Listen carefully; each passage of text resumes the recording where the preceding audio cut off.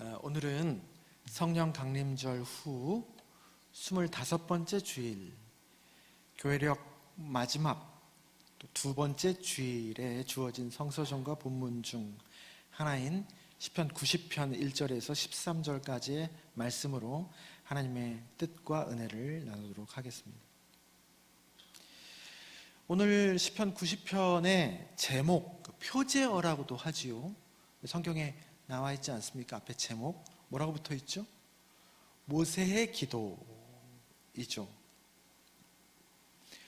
우리 신앙의 선배들 중에 이 시편으로 기도하는 것을 아주 양질의 깊이 있는 기도라고 보았던 분들이 적지 않습니다. 우리 기도 제목도 있고 그냥 침묵으로 기도할 수도 있고, 하지만 말씀으로 기도하는 것, 특히 시편으로 기도하는 것을 참 양질의 기도다라고 보는 신앙의 선배들이 참 적지 않았다는 것이죠. 시편은 우리 인간의 희로애락, 흥망성쇠, 온갖 감정들, 상황들이 다 들어있어가지고 우리의 마음을 실어서 하나님께 기도를 올려드리기에 참 좋은 선물이라고 할 수 있습니다. 우리가 어떤 상황에 빠졌어요. 그래서 그 마음이 올라와요. 그걸 하나님이 그 자체로 정죄하지 않습니다. 그것을 내가 갖고 있으면 염려죠. 그런데 그것을 하나님께 올려드리면 뭐가 됩니까? 처절하고 절실한 아주 훌륭한 기도가 되는 거예요. 방향에 있는 거예요. 우리의 마음속의 어두움을 내가 갖고 있으면 어두움에 그치는 거죠. 그런데 그분께 올려드리면 향기로운 냄새가 되는 것입니다. 그게 기도인 것이죠. 시편은 온갖 상황들, 온갖 인간이 겪을 수 있는 모든 감정들이 그 150편의 각각에 다 숨어 있습니다. 그래서 시편을 가지고 기도하는 것은 참 우리에게 참 좋은 선물이라고 할 수 있습니다. 그래서 시편은 특별히 기도의 텍스트라고 할 수 있습니다. 그 중에서 특별히 시편 150편이 있죠. 그 중에 기도라는 제목이 붙은 시편이 3편이 있습니다. 86편, 102편, 그리고 오늘 90편입니다. 그래서 오늘 시편 90편을 보면 기도의 모본을 보여주는 듯 합니다. 시편 전체가 기도의 텍스트인데 그 중에 이 기도라는 제목이 특별하게 붙은 기도는 더욱더 기도의 모본을 보여주는 것 같다라는 생각이 듭니다. 시편 90편은 총 3개의 부분으로 구성되어 있다고 할 수 있습니다. 부름과 고백, 그리고 탄식, 그다음에 청원과 간구입니다. 이 구조가요, 기도의 모본이라고 할 수 있습니다. 우선 기도에서 가장 중요한 것은 무엇이죠? 제가 금요기도회 때도 몇 차례 얘기했는데 정말 중요한, 기도에서 가장 중요한 게 뭡니까? 우리는 보통 내용이라고 생각할 때가 있습니다. 근데 내용이 아니라 대상이죠. 대상. 기도하는 대상이 중요합니다. 근데 이거 되게 어떻게 보면 당연한 것 같아도 이 중요한 것을 어긋나게 할 때가 참 많이 있어요. 내용이 아무리 그럴듯해도 대상이 빗나가면 안 되는 거예요. 자기가 바라고 원해서 만들어낸 대상이 있죠. 그걸 뭐라 그러죠? 우상이라고 합니다. 우상.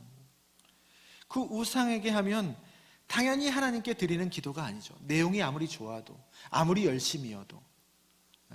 바알과 아세라 선지자들 850명이 그렇게 열심히 신을 불렀습니다. 우리는 기도라고 하지 않습니다. 다름 아니고 이방인들도 아니고 이스라엘 백성들이 자기가 원했던, 모세가 말씀을 얻으러 올라간 그 공백 상태에서 자기들이 욕망으로 지어낸 금송아지를 찬양하죠. 거기에 하나님의 공을 또 뒤집어 씌웁니다. 이 신이 바로 우리가 애굽에서 우리를 이끌어낸 신이었다고 그렇게 바른 내용을 하죠. 그런데 대상이 달라졌기 때문에 그것은 기도가 아닌 것입니다. 우리가 그렇게 기도할 때가 많이 있어요. 바른 대상에게 기도하지 않을 때, 우리가 만들어낸 잘못된 하나님의 상에다 대고 기도할 때가 많이 있습니다. 그래서 하나님에 대한 정확한 이해가 있어야 합니다. 그래서 성경이 있는 것이죠. 성경적으로 기도해야 되는 겁니다. 성경에 있는 하나님께 기도해야 되는 것이죠. 그게 바른 부름과 고백입니다. 사실 기도는 여기에서 이 시작이 반인 겁니다. 반 이상도 더 될걸요. 주여라고 부르는 대상이 누군가에 따라서 기도의 질이 결정되어 있다는 것입니다. 그렇게 바르게 진짜 주님에게 대상을 잘 찾았어요. 부름과 고백을 했어요. 그러고 난 후에 그 다음에 좋은 기도, 정직성과 진실성이죠. 솔직함입니다. 가릴 것이 뭐가 있어요? 네? 주님 앞에 시편의 기도를 보면 그랬어요. 그 주님을 정확하게 부르고 난 다음에 가감없이 기도합니다. 내 안에 있는 저주하는 마음, 욕도 가감없이 표현을 합니다. 솔직한 것이죠. 나의 모든 것을 쏟아놓는 것입니다. 왜 그렇죠? 그분이 안전하기 때문입니다. 만약에 주님을 좀 오해해서 하나님 두렵기만 한 분이다, 경찰관 같고 나를 심판하시는 분이기만 하다 라는 이미지를 갖고 있으면 이런 얘기 못합니다. 혹시나 말 잘못했다가 내가 잘못될까 봐. 다 쏟아놓을 수 있다는 것은 뭘 의미하죠? 안전한 분이다 라는 신뢰에서 옵니다. 그래서 또 반대로 이렇게 정직하고 진실하려면 아까 얘기했던 하나님에 대한 바른 상이 기도에서 중요한 것이죠. 하나님은 우리를 다 알고 계시지만 그것이 우리와 함께 해주시려고 따뜻한 분이시다, 좋으신 하나님이다 라는 정확한 인식이 있어야 이 정직하게, 솔직하게, 진실하게 할 수 있는 것이죠.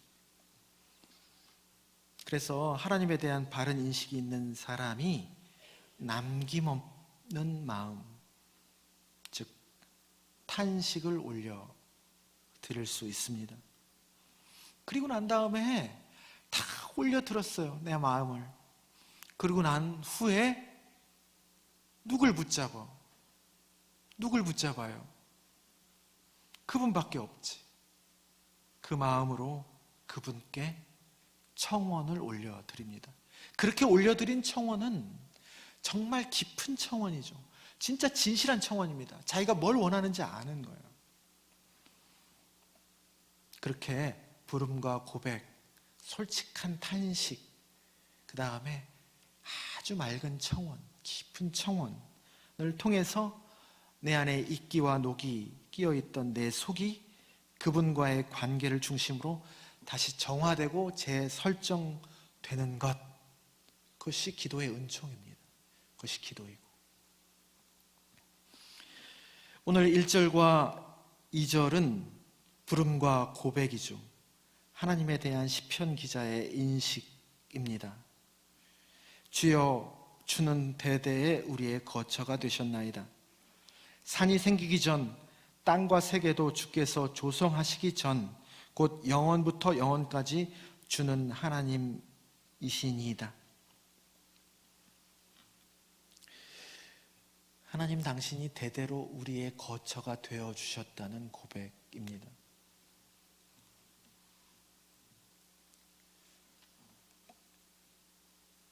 거처가 뭐죠, 여러분? 거할 것이죠. 여러분의 거처는 어디입니까? 우리의 거처는 어디 있습니까? 집이 거처죠. 거처가 조금 좋아야지. 네, 화장실 2개. 네, 그래서 거처를 늘려가는 삶, 화장실을 늘려가는 삶이 우리 인생의 노력일 수 있습니다. 집이 거처죠.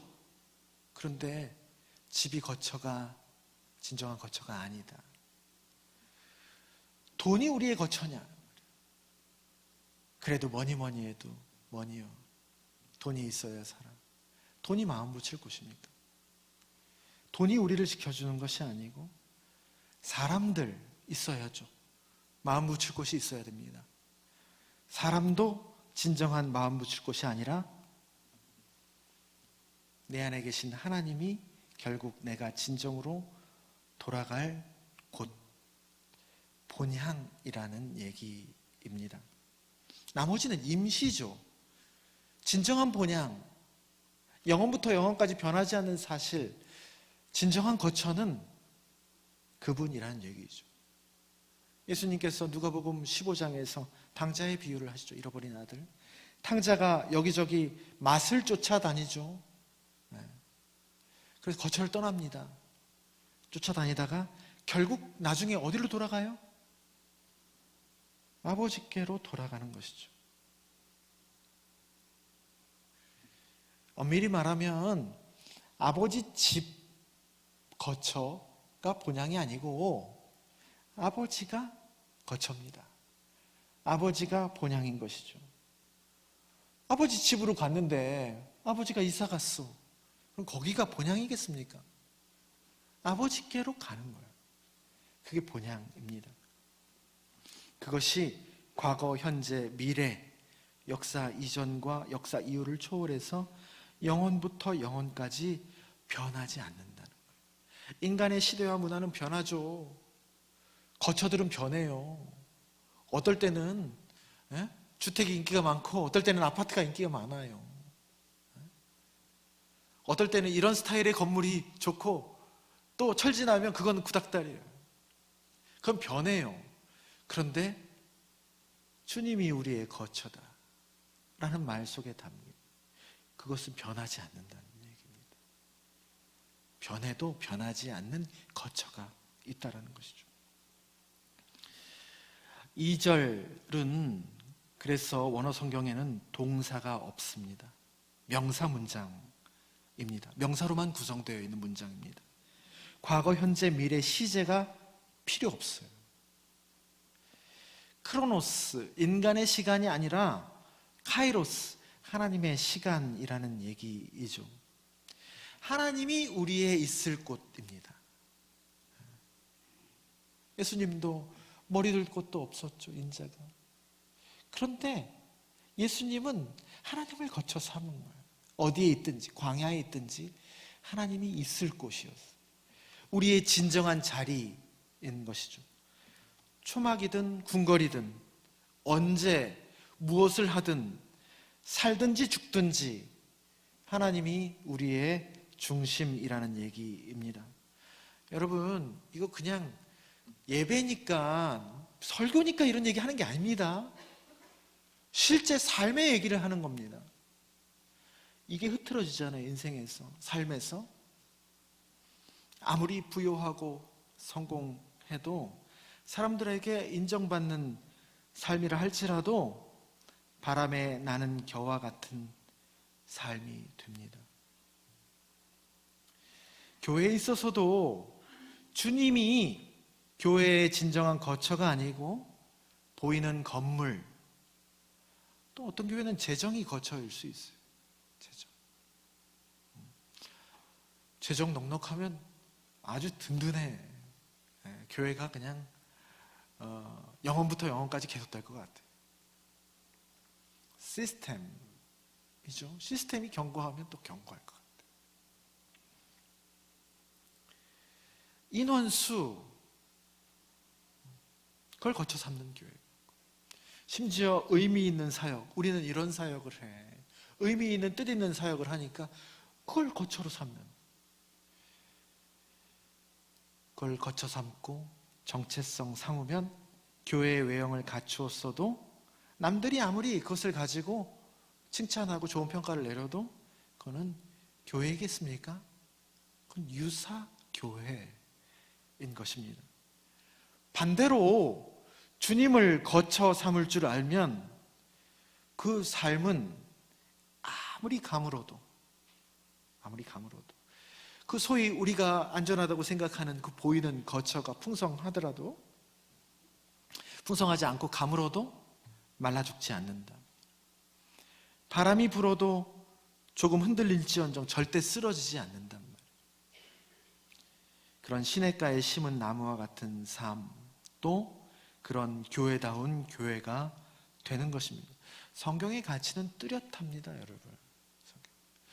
아까도 얘기했지만 이거 예배 때만 얘기하는 게 아니에요. 그럼 성경은요, 예배 때만 우리가 나누고 아멘 하라고 있는 책이지. 그럼 무슨 소용이 있겠습니까? 예배 때뿐만이 아니라 삶 속에서 우리 실제의 이야기를 성경이 얘기해주고 있는 거예요. 실제로 하나님을 이렇게 바로 인식하면 어떻게 되느냐? 점점 진실을 알게 되는 것이죠. 첫 번째 진실, 나 자신의 실존에 대해서 정직하고 진실하게 인식하는 것으로 자연스럽게 이어지게 되어 있습니다. 주님을 바르게 인식하면 할수록 나의 실존에 대해서 내가 거품이 끼어 있지 않은 정직한, 진실한 나를 인식하는 것으로 자연스럽게 이어지게 된다는 거예요. 왜냐하면 주님은 빛이시기 때문입니다. 그래서 그 밝은 빛으로 나를 조명해 냅니다. 그래서 종교개혁자 깔뱅은 기독교 강요라는 그 명절을 썼죠. 개신교를 낳았다고 볼 수도 있습니다. 그 첫 장의 서두를 이렇게 열고 있습니다. 하나님을 아는 지식과 나 자신을 아는 지식은 서로 연결되어 있다로 시작하는 것이겠죠. 하나님을 내가 알면 알수록, 진실되게 알면 알수록 내가 만든 우상 말고, 아이고 하나님 잘 믿으면 부자 되지, 하나님 믿으면 무조건 병 나, 자기가 생각하는 하나님 말고, 욥이 고난을 통과해서 내가 귀로 들었던 하나님이 아니라 눈으로 본 하나님, 그에 대한 바른 인식이 있으면 있을수록 그 하나님에 대한 지식은 나를 있는 그대로 바라볼 수 있는 지식으로 연결된다는 거예요. 알므로.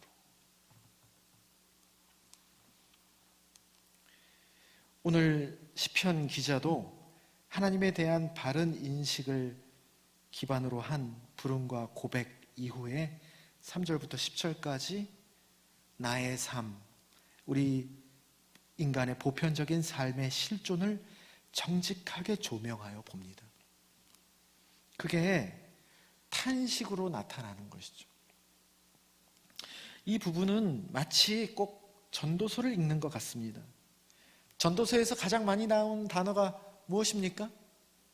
헛되도다. 헛되고 헛되고 헛되고 헛되니 모든 것이 헛되도다 라는 게 계속해서 나옵니다. 그 단어가 전도서에서 압도적으로 많이 나오잖아요. 마찬가지로 오늘 3절에서 10절까지 그 시편 기자가 본 인생의 실존, 진실하게 바라보는 겁니다. 3절, 티끌로 돌아가는 것이다. 4절, 천년이 밤의 한순간 같은 것이다. 5절, 홍수처럼 쓸어가시고 잠깐 자는 것 같다. 6절, 잠깐 꽃 피었다가 저녁에는 시들어 마른다. 7절, 주님의 노와 분에 소멸되고 놀라고. 9절, 모든 날이 지나가며 평생이 순식간이다. 10절, 강건하면 인생의 연수가 80 사는 거예요. 그런데 그것도 수고와 슬픔뿐이다. 그것도 화살처럼 날아간다. 정직하게 바라보는 것이죠. 거품이 끼어 있지 않습니다. 전도서의 헛되도다의 히브리어가 원어가 헤벨이거든요. 헤벨의 뜻은 입김이라는 겁니다. 아침에 날씨 추울 때 후 하면 입김이 나죠.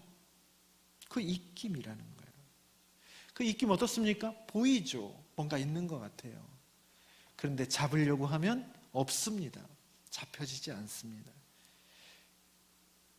그게 헤벨이에요. 헛되도다의 의미입니다.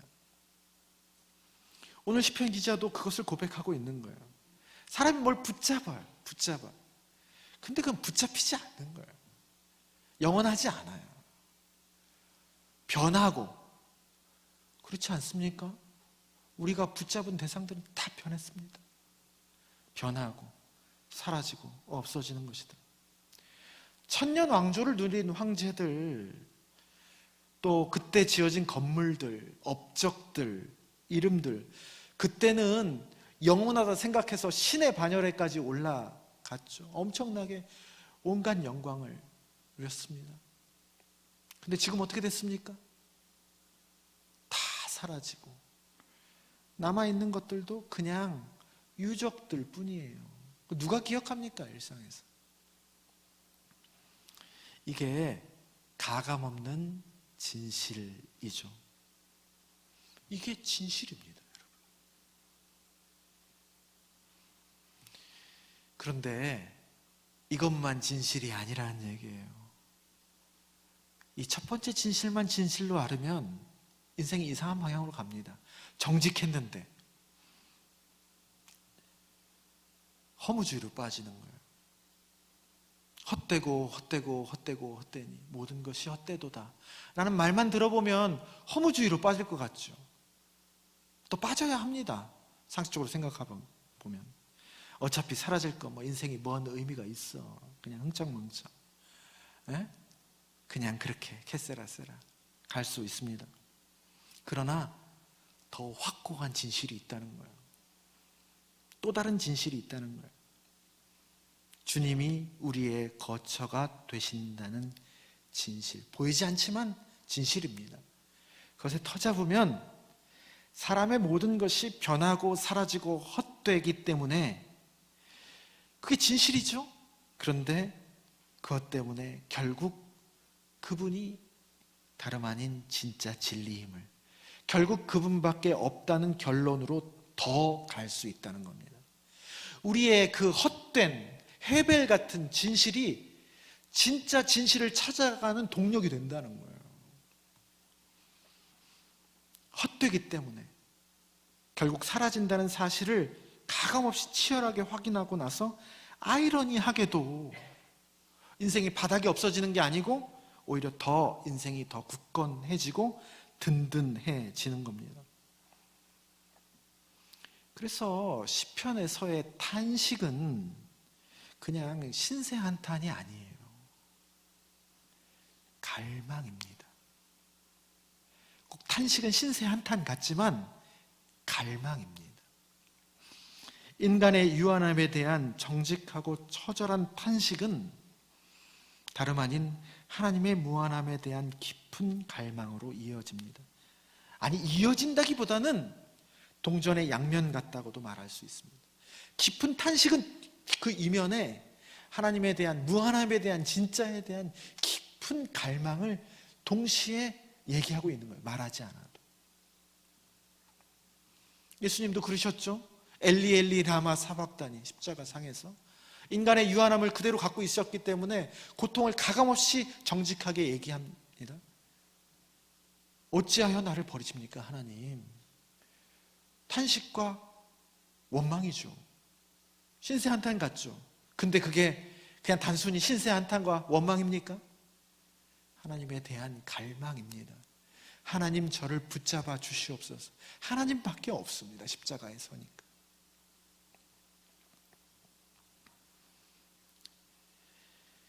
이 시편 기자도 이 탄식을 다 가감없이 정직하게 올려드린 후에 11절과 12절, 13절에서 그 갈망, 간구와 청원이죠. 그것으로 이어집니다. 11절, 왜 우리에게 이러한 주의 노여움과 진노, 쇠락과 멸망, 헛됨과 슬픔이 왔는지 누가 알겠는가? 그 쇠락과 멸망, 헛됨과 슬픔, 그 탄식에서 얘기했던 그것을 통칭해서 주의 노여움과 진노로 표현한 것입니다. 그것들, 인생의 유한한 것들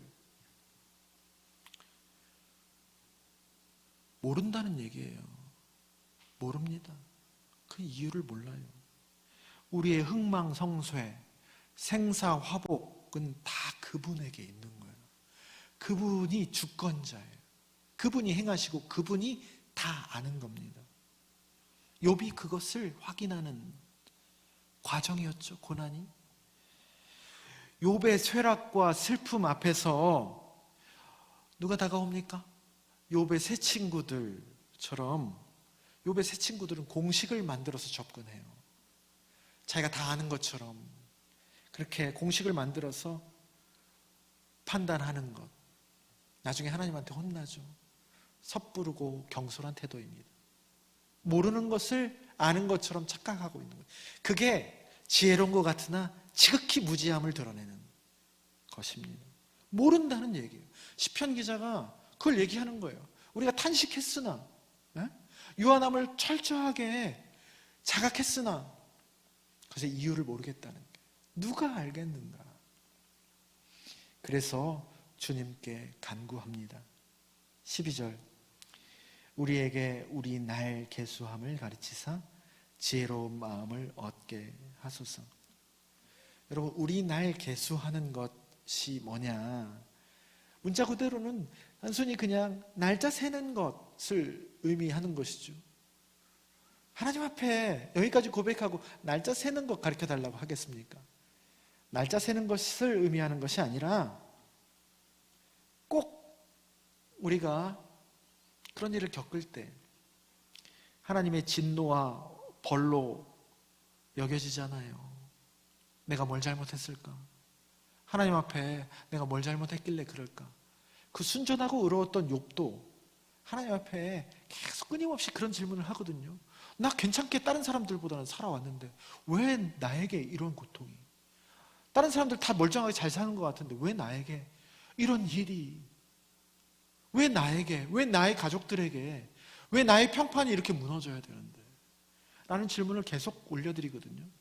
그러면서 내 속에서 문제를 찾습니다. 하나님 앞에서 잘못한 게 없나? 그리고 거기에 욥의 새 친구들 불을 지르죠. 요게 문제일 거야. 요게 문제일 거야. 답이 아닙니다. 그걸 가르쳐 달라는 거예요. 꼭 진노와 벌로 여겨지는 그런 고통의 시간과 고통의 시간의 의미에 대해서 인간의 차원에서는 모릅니다. 하나님의 차원에서 하나님의 시선으로 하나님의 마음으로 깊이 이해하는 그 지혜를 구하는 겁니다. 귀로 들은 거 말고 욥처럼 나중에 눈으로 주를 배움나이다. 주님의 시선으로 주님의 눈을 가지고 나의 고통을 바라보는 지혜를 구하는 겁니다. 그래서 이 고통의 시간을 통해서 단순히 우리 인간의 차원에서는 그게 고통이죠. 나쁜 일이에요. 그런데 하나님의 차원에서 하나님이 과연 이 고통을 통해서 뭘 하시려고 하시는 것을 알아차리고 받아들일 수 있는 그 마음을 하나님께 구하는 것이죠. 이렇게 날 계수함을 나에게 가르치옵소서. 지혜로운 마음을 주시옵소서 라고 간구하는 겁니다. 사랑하는 낮은동산 교회 성도 여러분, 시편은 총 150편인데 그걸 또 몇 개의 묶음으로 나눴습니까? 몇 권으로 구성되어 있죠? 5권으로 구성되어 있습니다. 1권, 2권, 3권, 4권, 5권. 그래서 어떤 신학자는 각각 모세오경, 창세기, 출애굽기, 레위기, 민수기, 신명기와 시편 1권에서 5권이 서로 이렇게 매칭된다 라고도 얘기합니다. 오늘 시편 90편은 성경을 보시면 4권의 시작입니다. 거기에서 시작 시편의 탄식의 시작에 해당하는 3절에서 주께서 말씀하시기를 너희 인생은 돌아가라 하셨다. 히브리어로 슈브거든요. 슈브. 사라지고 죽는 것을 의미해요. 너희 인생들은 돌아가라. 우리가 돌아가셨다 얘기하는 죽음을 얘기하는 그걸 생각하시면 될 것 같아요. 사라지고 죽는 것이 의미입니다. 그게 인간의 실존이죠. 결국은 죽음을 향해 가는 거예요. 다 죽습니다. 그에 대해서 13절 청원이죠. 여호와여 돌아오소서라고 반응하는 겁니다. 히브리어로 슈바거든요. 비슷하죠. 워드프레이를 하는 거예요. 하나님을 더 붙잡는 거예요. 슈브가 인생의 실존이죠. 진실이죠. 돌아가는 거예요. 죽는 거예요. 사라지는 거예요. 그런데 그것을 강하게 받아들일수록 슈바라는 여호와여 돌아오소서 붙잡는 그 갈망이 더 깊어지는 겁니다. 그렇게 청혼을 하죠. 그리고 시편 4권 마지막 시편이 몇 편입니까? 90편에서 시작해서 106편이거든요. 106편의 끝부분에 이 청원의 대답이 나옵니다. 그 갈망과 간구에 대해서 시편 106편 45절에서 그의 언약을 기억하시고 그 크신 인자하심을 따라 뜻을 하나님께서 돌이키신다 라고 응답하십니다. 우리의 깊은 탄식, 고통, 돌아가라 라는 것에 우리는 청혼을 드릴 수밖에 없죠. 당신밖에 없습니다 라고 청혼하는데 결국 하나님의 응답이 오는 날이 있단 말이에요. 그 청혼에 응답하십니다. 새로운 방법으로 돌이키신다. 언약에 따라서 결국 그날이 오는 것입니다. 더디 오지만, 지난주 본문처럼 열처녀 비유처럼 더디 오시지만 반드시 오신다는 거예요. 오늘 병행 본문 스바냐 1장을 보면 온갖 거짓이 사라지고 진실이 드러날 날, 그 여호와의 날, 여호와의 큰 날이라고 표현하거든요. 그것이 반드시 온다. 스바냐 1장 12절에 보면 여호와께서는 대충 두리뭉실하게 하나님 각색하고 말씀에 약을 타가지고 자기 입속을 챙기는 이들, 왜냐하면 하나님 안 보이거든요. 그렇게 해도 멀쩡하거든요. 분위기만 좋아지거든. 뭐라고 고백하냐면요, 하나님께서는 화도 내리시지 않고 복도 내리시지 않는다. 그렇게 밋밋하게 어느 정도 뭔가 첨가해가지고 하나님 아닌 것을 하나님처럼 포장해서 전달하는 거죠. 분위기 좋습니다. 인기도 좋습니다. 그런데 그렇게 전하는 사람들, 나중에 그분이 진실이 밝혀지는 날에는 등불로 하나님께서 두루 찾아 그들을 벌할 것이다. 여러분, 우리 예수 믿는 사람들은요, 그래서 하나님 두려운 줄 알아야 되는 거예요. 사랑의 하나님이라. 그러나 그 사랑이 우리가 원했던 달달한 형식으로 오지 않아요. 에스겔서의 말씀처럼 우리에게 오는 재앙이 우리에게 위로가 되는 방향으로도 우리에게 올 수 있습니다. 하나님 두려운 줄 알아야 되는 거예요. 그래서 매 선택 하나하나에 그 경외심을 담아야 되는 겁니다. 지금 당장 무슨 일이 안 일어난다고 해서 하나님 함께 하잖아요. 하나님 다 보고 계신다는 거예요. 나중에 신원하여 준다는 거예요. 바로잡아 준다는 거예요. 하나님의 행하심은 여러분들도 경험해서 알겠지만 참 저도 인생에 뒤돌아보면 그게 보이잖아요. 참 정확하고 치밀하고 놀랍습니다. 근데 하나님 없다고 그렇게 자기 힘 믿고 기고만장하면 술 먹다가 하나님 나타날 줄 어떻게 알았어? 벨사살 왕이 술 먹다가 벽에서 손이 나타나서 메네 데겔 우바르신 이 써져 있습니다. 그렇게 될지 어떻게 알았어? 그날이 올지. 그 뜻이 뭡니까? 너 저울에 달아봤더니 함량 미달이다. 그날 밤에 그 기고만장했던 천하를 다 가질 것만 같았던 벨사살 왕이 그날 밤에 죽습니다. 그렇게라도 그날이 온다라는 거예요. 아니면 전혀 예상치 못했던 차원이 다른 방법으로 역사하시는 거예요. 시간차가 있을 뿐입니다. 그런데 반드시 옵니다. 그래서 하나님보다, 말씀보다 은과 금, 사람의 세력들, 그게 더 힘이 있을 것 같거든요. 더 불변할 것 같아요. 그게 더 힘 있다고 생각해서 그것을 하나님을 뒤로 밀어두고 교묘히 그런 것들을 선택해 왔단 말이에요. 다른 사람 속아도 하나님 안 속습니다. 그러나 그 진실의 날, 여호와의 날이 오면 그 삶의 진실이 찾아오는 때가 반드시 찾아오는데, 그때는 스바냐 1장 18절입니다. 그토록 붙잡았던, 영원할 것 같았던 은과 금, 사람의 세력, 인간적인 것들이 그들을 건지지 못할 것이다. 그들이 아무런 힘이 안 되는 거예요. 그들의 배신을 당하는 거예요.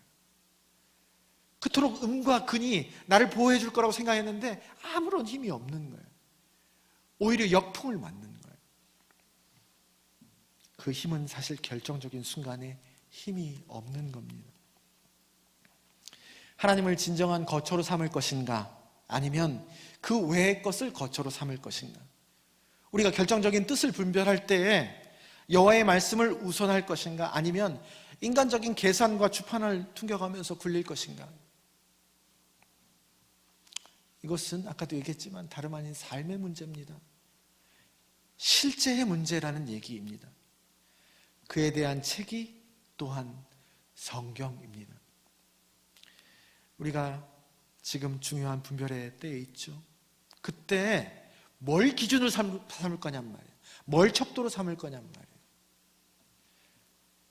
이 척도를 붙잡아야 되는 거예요. 이 다림줄을 가지고 있어야 되는 거예요. 무엇을 거처로 삼을 것인가. 그것을 가지고 하나님의 인도하심을 구해야 할 것입니다. 여러분의 삶 속에, 또 우리 교회 안에 이러한 부르심과 이끄심의 은총이 어느 때보다도 가득히 임하기를 주님의 이름으로 축원합니다.